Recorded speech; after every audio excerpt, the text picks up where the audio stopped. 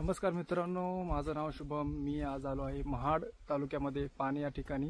पाणी माझं गाव आहे. सो मी आज इथे आलेलो आहे, तुम्हाला दाखवणार आहे भात कापणी, कोकणातील भात कापणी. पाहू शकता इकडे मागे भात कापणी चालू आहे. पूर्ण शेत आमचंच आहे आणि इकडे अर्ध भात कापून झालेलं आहे आणि पुढे भात कापणी करत आहेत. पाहू शकता इकडे भात कापून झाल्यानंतर कोकणामध्ये इथे भात ठेवला जातो काही दिवस, त्यानंतर झोडपणी होते. सो भात कापणी कशी होते आपण पुढे जाऊन पाहणार आहोत. मी तुम्हाला दाखवतो भात कापणी. Let's go. पाहू शकता मित्रांनो, किती सुंदर असं भात आलेलं आहे आणि इकडे सर्व हिरवगार भात दिसतंय. आजूबाजूला किती सुंदर परिसर आहे. हे आमच्या गावातील माणसं आहेत जे आमचं भात कापायला आलेले आहेत आणि हा इकडे मागे भात कापून पूर्ण झालेला आहे. तो सुकट ठेवलेला आहे, त्याला नंतर बांधून त्याला जमा केला जातो. भात कापणी चालू आहे. पाहू शकता किती सुंदर प्रकारे. आमचे काका काकी आहेत आणि माझे गावातील काही लोक आहेत जे आता कापणी करत आहेत आणि अतिशय सुंदर असं वातावरण आहे. सो पाहू शकता किती सुंदर असं मागे वातावरण आहे. माझे काका भात कापत आहेत आणि भात कापणी चालू आहे. तो ऊन खूप लागतंय आणि सुंदर चालू आहे सर्व.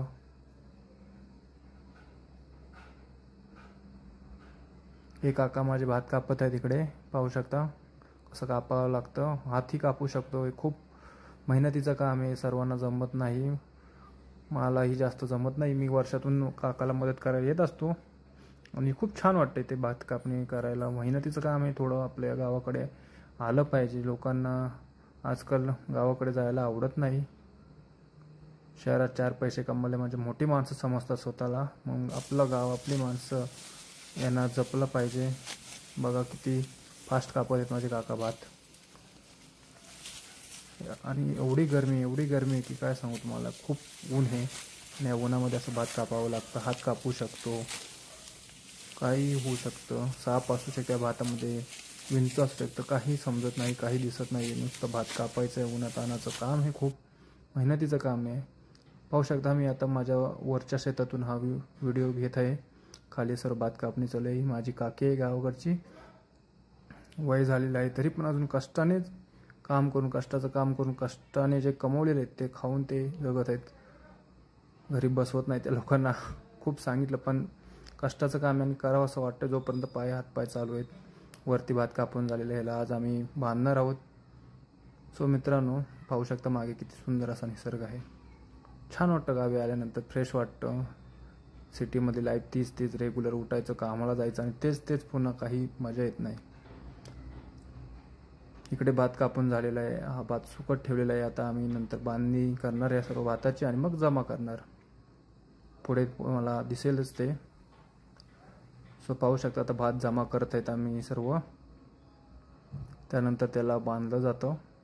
त्याचे बहारे बनवले जातात. आमच्याकडे इकडे बहारे त्यांना बनतात जमा केल्यानंतर आणि एक जमा करून तो जमा केला जातो. सो माझे इकडे काका आहेत आणि हे आमच्या गावातले दादा आहेत.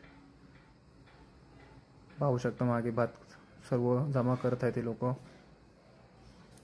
मी तुम्हाला आता दाखवतो की ते कसं बांधलं जातं. हे सर्व बहारे जमा केलेले आहेत, त्यांना आता घेऊन जायचे. छान असं वातावरण आहे मागे, पाहू शकता हिरवं. ते माझे काका तिकडे बांधत आहेत.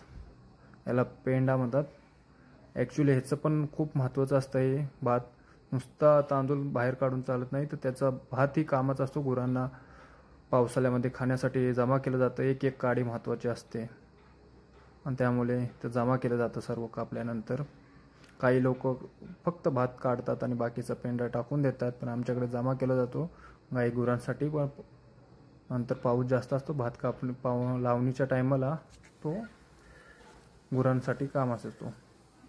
पाहू शकता हे भारे घेऊन येत आहेत आम्ही आता सर्व आणि मग ते एकत्रित वरती उडवा आमच्याकडे म्हणतात, तिथं जमा केलं जातं. काही दिवसांनी सर्वांची कापणी झाल्यानंतर त्याला झोडपलं जातं आणि त्यातून तो भात जो बाहेर येतो तोच बाहेर विकला जातो. त्यानंतर त्याच्यातून तांदूळ निर्माण होतो जो आपल्याला राईस म्हणून आपल्याकडे येतो. राईस प्लेटमध्ये येण्या अगोदर त्याला खूप मेहनत करावी लागते. एवढं इझिली नाही होते. लोकांना काहीच माहिती नाही. जे दिसतं तसं नसतं. खूप मेहनतीचं काम आहे. पाहू शकता हे सर्व जमा केले. अजून बरंच काम बाकी आहे. ते झाल्यानंतर हा पूर्णपणे वरती जमा केलेलं दिसून येईल. जवळजवळ 7 ते 8 दिवस लागतात हे सर्व करायला.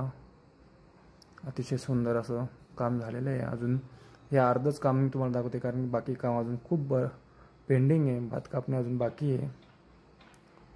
सो पाहू शकता मागे किती सुंदर असा निसर्ग आहे आणि छानसं वातावरण आहे. आता आम्ही सर्व जेवण करतोय. कोकणामध्ये असं सुंदर निसर्गामध्ये जेवण करण्याची मजाच वेगळी आहे आणि अतिशय सुंदर असं वातावरण आहे. जे काही भेटेल ते खावं लागतं. इकडे जास्त नाटकं करून चालत नाही. शहरामध्ये पाहिजे ते मागवता येतं, पण गावाकडे जे असेल तेच खावं लागतं. इकडे